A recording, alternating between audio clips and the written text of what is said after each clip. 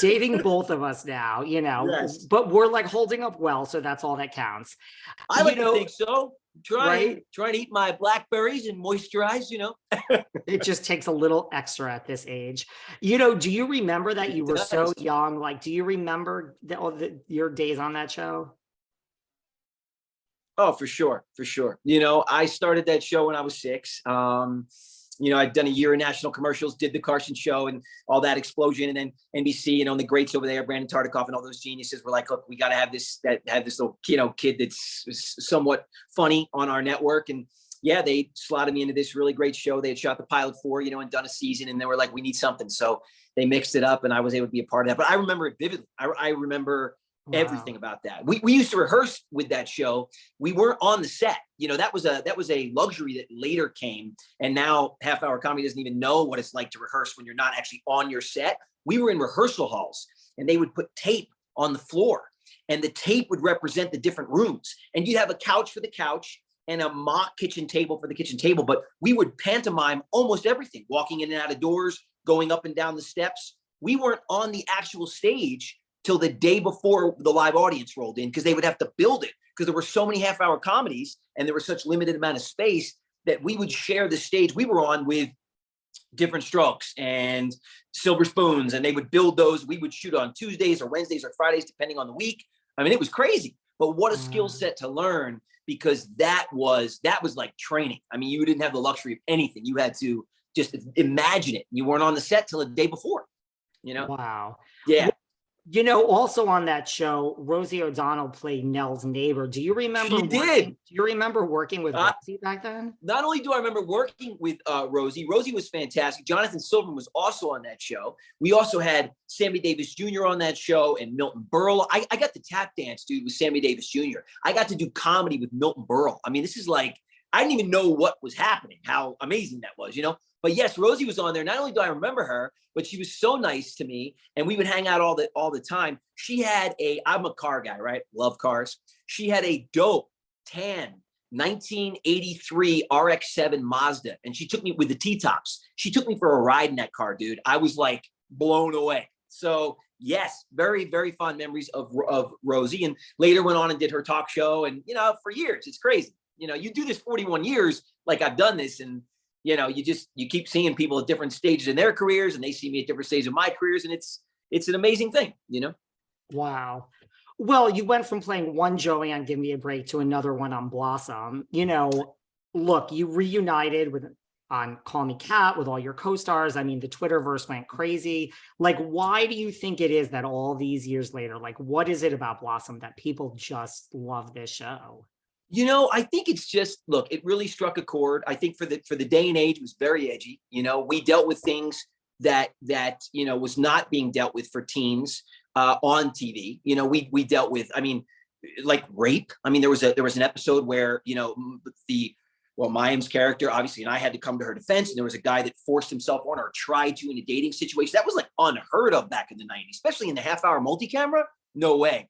We also dealt with drugs, and we dealt with coming of age and being intimate and all these things. We also were pretty edgy because it was a single parent home, but it wasn't the mother that was there. Remember, the mother left. So she and not only did she, it would have been easy to make her pass away, but no, she like abandoned the family, and the father was left to pick up the pieces. All these things were very, very, very, very sort of untouched, until we came on the air, and Don Rio allowed us, and NBC allowed us to keep our edge. And I think it became very relatable, extremely relatable to a lot of people, where life is not perfect, but as long as you can get up every day and you can live it, that's like the blessing. And we had to keep that in perspective. And I think the show did that really well, yet balanced it with a real life version of kind of what was going on for young people, and I think that's what, made it so identifiable, and sort of people, still to this day, obviously, like you said, talk about it and ask us all the time if we're ever going to reunite, They do. You said that there's not one single interview you've ever done that someone hasn't asked you that. Well, here you are. So I have to just stay on trend. I mean, talk to me. I mean, like, is it possible? Like, talk to me about this. Look, anything's possible. I mean, the brothers and I getting back together is happening. And in today's world, what's so wonderful is you can have, 2 or 3 shows going on at the same time, which, as you know, in the 90s was like unheard of. You were on one show, you will not do movies, you will not do anything else. Well, thankfully, we've gotten to a place where all the networks and everybody is like, we're one big happy family. So we're all working together going, okay, wait a minute. If you have success on this show, that helps our show. And you can do movies, that helps our show. And they, so everybody's wrapping their heads around success breeds success, right? So Mayim and I have talked about it. I know that we are both, committed to seeing if that's possible. So that's the win right there. Because if neither one of us are willing to do it, then forget it, right? But, I just think it's about finding sort of the right in.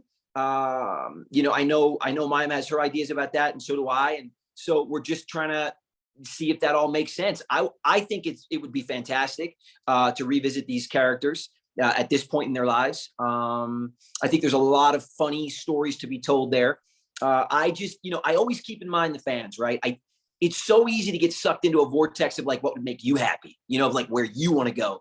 But I feel like, it really is about the fans. When you reinvest in an intellectual property like A Brotherly Love, like we're going to do, right? Or you do it with like the Blossom thing. It has to be for the people that you want to tune in. It's for them, it's not for us, yeah, we have fun doing it, but it's for the fans.